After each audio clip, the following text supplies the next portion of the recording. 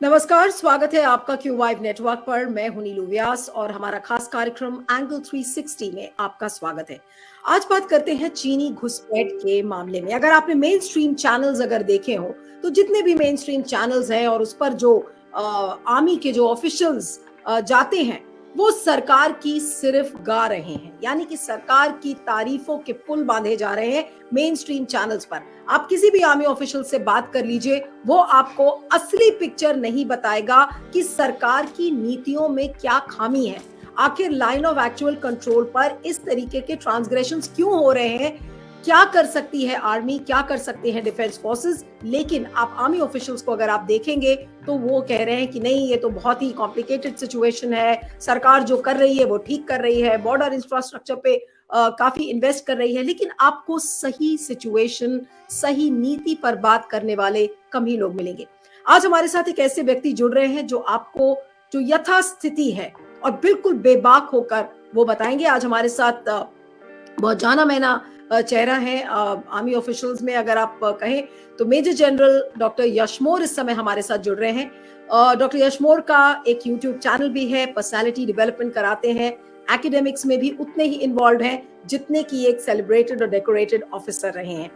Doctor यशमोर, आपका बहुत बहुत स्वागत है क्यू वाइव नेटवर्क पर, and it's really a pleasure to have you on the programme with the hope that we are going to discuss the exact picture of what is happening, what is going wrong.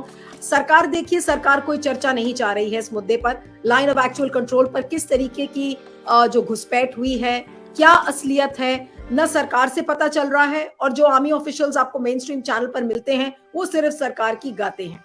आपसे जानना चाहती हूँ कि sir, जो 9 दिसंबर को ये हादसा हुआ जिसमें कि चीनी सैनिक अंदर लाइन ऑफ एक्चुअल कंट्रोल के आए और उन्होंने झड़प की भारतीय सैनिक से, इस तरीके के ट्रांसग्रेशन सर इतने ज्यादा बढ़ क्यों रहे हैं? क्योंकि सरकार की अगर सुने, रक्षा मंत्री ने भी कहा कि देखिए हम बॉर्डर इंफ्रास्ट्रक्चर बहुत ज्यादा बना रहे हैं, उससे हमें एडवांटेज है। लेकिन अगर एडवांटेज है तो फिर इस तरीके के ट्रांसग्रेशन क्यों हो रहे? पहली बात तो नीलू जी, अच्छा लग रहा आपके शो में आने का। आपको याद है लास्ट टाइम हम अग्निपथ पे हमने कई बार बातचीत की थी, और उस टाइम भी आप देखो बहुत कम लोग थे जो इन बच्चों के फेवर में आए थे। एंड आज भी मैं कमिटेड हूँ उस चीज पे कि जो है ये हमने बहुत सारे लाखों बच्चों को के साथ जो है कहीं ना कहीं ज्यादती हुई है जो उस प्रोसेस के अंदर थे। चलो, आज हम बात कर रहे हैं चीन के ऊपर। तो मैं ये बता दूं कि पिछले 3 साल से देखो हमारे रिलेशनशिप विद चाइना एकदम फ्रोजन है।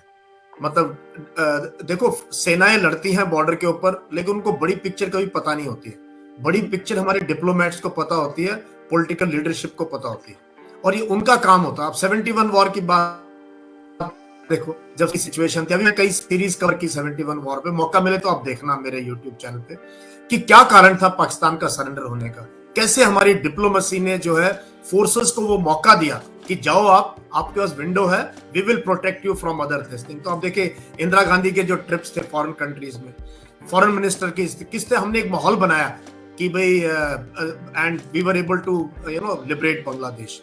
तो ऐसे हमने कारगिल पे देखो कितना बढ़िया माहौल बनाया था, जबकि पाकिस्तानी हमारे एरिया में आ गए थे, बट अगर डिप्लोमेसी रोल प्ले नहीं करती ना तो वो लड़ाई इतना जल्दी खत्म नहीं होने वाली थी। तो डिप्लोमेसी का बहुत इंपॉर्टेंट रोल है इस टाइप के उसमें। एंड चाइना के साथ पता नहीं क्या हुआ है कि इतने अच्छे रिलेशंस हैं। हमारे प्राइम मिनिस्टर के तो पर्सनल रिलेशनशिप रही है बिल्कुल एकदम। इतनी बार वो चाइना गए हैं चाइनीज प्रीमियर के साथ, एकदम लगता नहीं कि कोई प्रोटोकॉल भी एक फ्रेंडशिप के तौर पे नजर आ रहा था। And trade was booming with China, हर चीज लग रहा था बहुत अच्छा चल रहा है हमारा चाइना के साथ। एंड फिर एक पीस और ट्रैंक्विलिटी भी है बॉर्डर पे, और मतलब एकदम बढ़िया चल रहा था, एकदम ऐसे लग रहा था। फिर क्या हुआ है कि 2020 मई जून के किस्सों के बाद और उसके बाद देखो टोटल फ्रीज हो गया रिलेशनशिप के अंदर। And we have an excellent external affairs minister now, he understands this, he is a career जो है डिप्लोमैट। वो ऐसे नहीं है कि उनको पूरा पता है, नहीं, स्पीक्स वेरी वेल, ही अंडरस्टैंड। तो क्या कारण है आज कि हम चाइना से बात नहीं कर रहे हैं? क्या कारण है कि 17 राउंड कोर कमांडर मीटिंग के हो गए नीलू जी? कल एक मीटिंग हुई है जिसका मतलब अब पता चला है कि कल मीटिंग हो चुकी है। And core commander level 17 talks, जिसमें कि मिनिस्ट्री ऑफ एक्सटर्नल अफेयर्स भी इन्वॉल्व है डीपली, उन्हीं की तरफ से स्टेटमेंट आते हैं। तो क्या कारण है तो नहीं, ये लेकिन डॉक्टर यादव, मुझे ये बताइए कि जो ये कोर कमांडर्स की मीटिंग हो रही है, सरकार की नीति जब क्लियर नहीं है, तो ये कोर कमांडर्स की मीटिंग से भी क्या हल निकलने वाला है? मुझे पहले ये बताइए, 16 राउंड 17 राउंड की अगर मीटिंग हो गई है और उसके बावजूद इस तरीके की झड़पें हो रही हैं, तो कहीं न कहीं तो पॉलिसी में गड़बड़ है। वो पॉलिसी में जो जो भी चीजें गड़बड़ है, वो एक टेबल पर क्यों नहीं उसके लिए नेगोशिएशन हो सकता? क्या वो इतना डिफिकल्ट है? वही मुझे लग रहा है। देखो, मुझे बड़ा खतरा क्या लग रहा है नीलू जी, अब लद्दाख में हमारा स्टैंड ऑफ अभी हमने 3 सर्दियां काट दी वहां पे, जवानों ने उन पोस्टों पे जहां कभी नहीं रहते थे। अब क्या है, हमने इतने एडिशनल ट्रूप्स भेज दिए, वो हमारे रिसोर्सेज पे बहुत बड़ा ड्रेन है। जब हमने टैंक्स, एयरक्राफ्ट गन्स और एम्यूनिशन और जवानों को इतनी भारी तादाद में डिप्लॉय कर दिया है, चाइना डजंट डिप्लॉय, वो एक्शन करके वापस आ जाते हैं अपने कैंटोनमेंट्स में, हम वहीं पे हैं। तो ये हमारे लिए हमारे जो लिमिटेड रिसोर्सेज हैं उस पर एक बहुत बड़ा जो है एक्सपेंडिचर है, जो हमें नहीं अदरवाइज नहीं कर रहे होते हम। अब क्या डोकलम में हुआ, उसके बाद अभी यहाँ पे त्वांग में हो रहा है, अब क्या हम तो डिप्लॉयड रह जाएंगे वहां पे कि दोबारा चाइना ऐसा कुछ ना करे।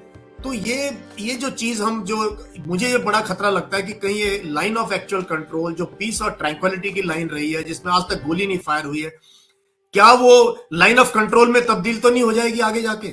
क्या हम अपने, तो बहुत जरूरी है हम चाइना के साथ बात करें, सेक्टर टू सेक्टर बात करें और एक पॉजिटिव इंपैक्ट लें कि यार रिजॉल्व करना है बॉर्डर इश्यू को।